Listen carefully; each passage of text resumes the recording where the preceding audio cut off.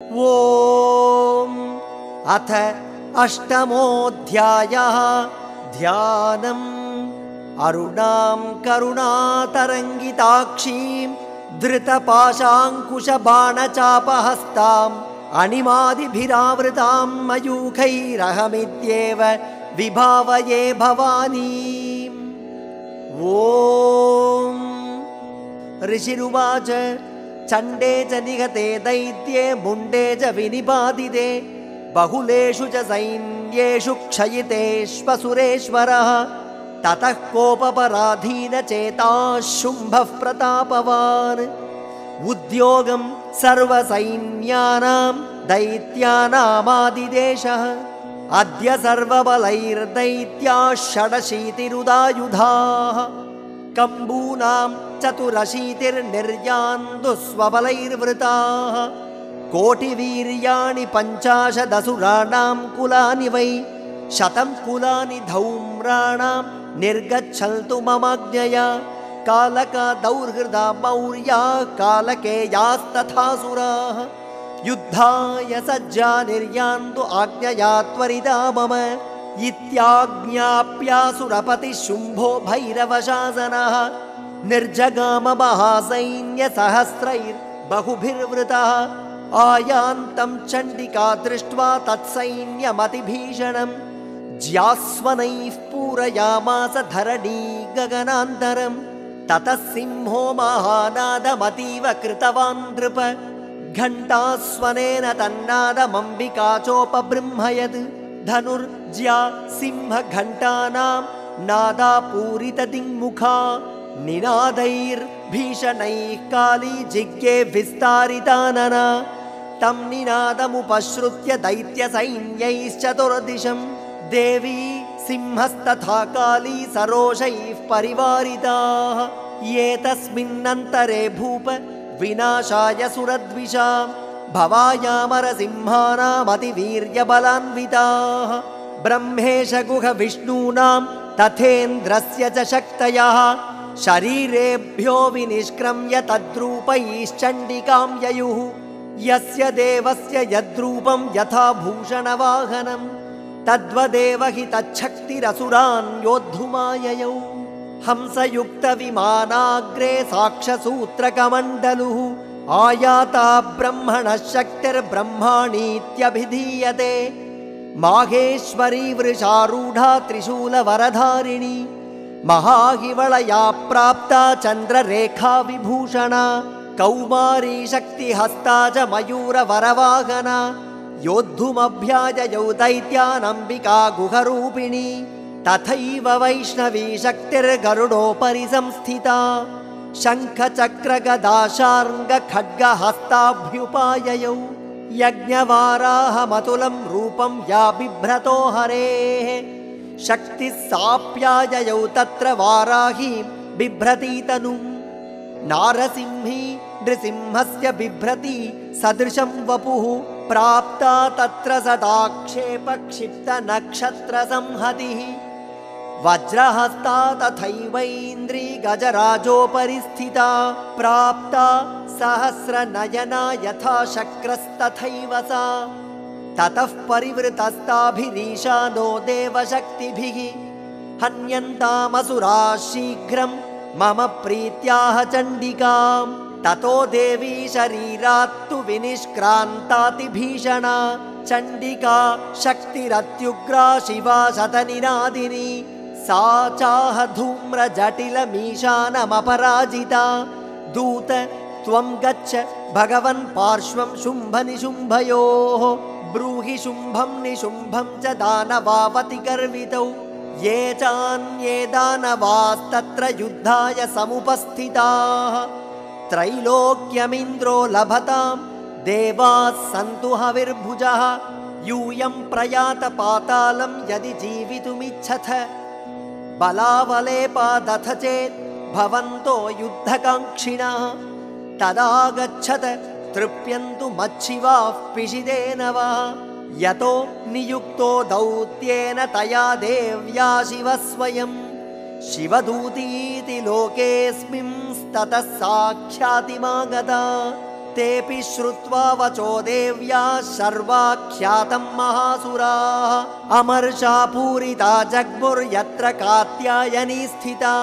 ततः प्रथममेवाग्रे शरशक्तिरिष्टिवृष्टिभिः ववर्षुरुद्धतामर्षास्तां देवीममरारय सा च तान् प्रहितान् बाणान् शूलशक्तिपरश्वधान् चिच्छेदलीलयाध्मात धनुर्मुक्तैर्महेषुभिः तस्याग्रतस्तथा काली शूलपातविदारितान् खट्वाङ्गपोथितांश्चारीन् कुर्वती व्यचरत्तदा कमण्डलुजलाक्षेपहतवीर्यान् हतौजसः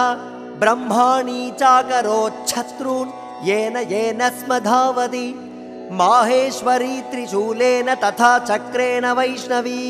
दैत्यान् जघान कौमारी तथा शक्त्यातिकोपना ऐन्द्री कुलिशपातेन शतशो दैत्यदानवाः पेतुर्विदारिताः पृथ्व्यां रुधिरौघप्रवर्षिणः तुण्डप्रहारविध्वस्ता दंष्ट्राग्रक्षतवक्षसः वारागमूर्त्यान्यपतंश्चक्रेण च विदारिताः नखैर्विदारितांश्चान्यान् भक्षयन्ती महासुरान् नारसिंही चचाराजौ नादापूर्णदिगम्बरा चण्डाट्टहासैरसुराः शिवदूत्यभिदूषिताः पेतुः पृथिव्यां पतितांस्तांश्च खादाथ सा तदा इति मातृगणं क्रुद्धं मर्दयन्तं महासुरान् दृष्ट्वाभ्युपायैर्विविधैर्नेदुर्देवारिसैनिकाः पलायनपरान् दृष्ट्वा दैत्यान् मातृगणार्दितान् योद्धुमभ्याययौ क्रुद्धो रक्तबीजो महासुरः रक्तबिन्दुर्यदा भूमौ पतत्यस्य शरीरतः समुत्पतति मेदिन्यां तत्प्रमाणस्तदासुरः युयुधे स गदापाणिरिन्द्रशक्त्या महासुरः ततश्चैन्द्री स्ववज्रेण रक्तबीजमताडयत् कुलिशेनाह तस्याशु बहुशुस्रावशोणितम् समुत्तस्थुस्ततो योधास्तद्रूपास्तत्पराक्रमाः यावन्तः पतितास्तस्य शरीरात् रक्तबिन्दवः तावन्तः पुरुषा जातास्तद्वीर्यबलविक्रमाः ते चापि युयुधुस्तत्र पुरुषा रक्तसम्भवाः समं मातृभिरत्युग्रशस्त्रपातातिभीषणम् पुनश्च वज्रपातेन क्षतमस्य शिरो यदा पवाह रक्तं पुरुषास्ततो जाताः सहस्रशः वैष्णवी समरे चैनं चक्रेणाभिजघानः गदया ताडयामास ऐन्द्रीतमसुरेश्वरम् वैष्णवी चक्रभिन्नस्य रुधिरस्रावसम्भवैः सहस्रशो जगद्व्याप्तं तत्प्रमाणैर्महासुरैः शक्त्या जघान कौमारी वाराही च तथासिना माहेश्वरी त्रिशूलेन रक्तबीजं महासुरं स चापि गदया दैत्यः सर्वा एवाहनत्पृथक् मातृः कोपसमाविष्टो रक्तबीजो महासुरः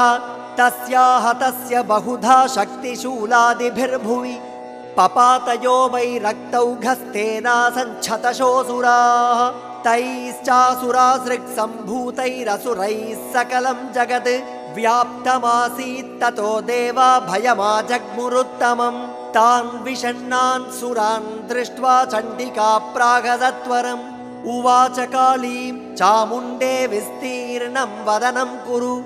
मच्छस्त्रपातसम्भूतान् रक्तबिन्दून् महासुरान् रक्तबिन्दोः प्रतीच्छत्वं वक्त्रेणानेन वेगिना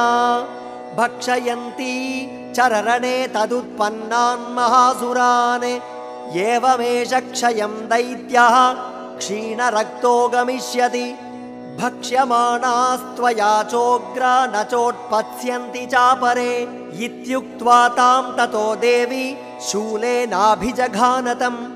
मुखेन काली जगृहे रक्तबीजस्य शोणितम् ततो सा वाजघानाथ गदया तत्र चण्डिकाम् न चास्या वेदनां चक्रे गदापातोऽल्पिकामपि तस्याः तस्य देहात्तु बहु शुस्रावशोणितं यतस्ततस्तद्वक्त्रेण चामुण्डा सम्प्रतीच्छति मुखे समुद्गता ये स्या रक्तपातान् महासुराः तांश्चखादाथ चामुण्डा पपौ तस्य शोणितं देवी शूलेन वज्रेण बाणैरसिभिर्वृष्टिभिः जघान रक्तबीजं तं चामुण्डा पीतशोणितं सपपातमहीपृष्ठे शस्त्रसङ्घसमाहतः नीरक्तश्च महीपालरक्तबीजो महासुरः ततस्ते हर्षमतुलमवापुस्त्रिदशा नृप तेषां मातृगणो जातो ननर्तासृङ्मदोद्धतः ॐ इति श्रीमार्कण्डेयपुराणे सावर्णिके मन्वन्तरे देवी माहात्म्ये अष्टमोऽध्यायः। ॐ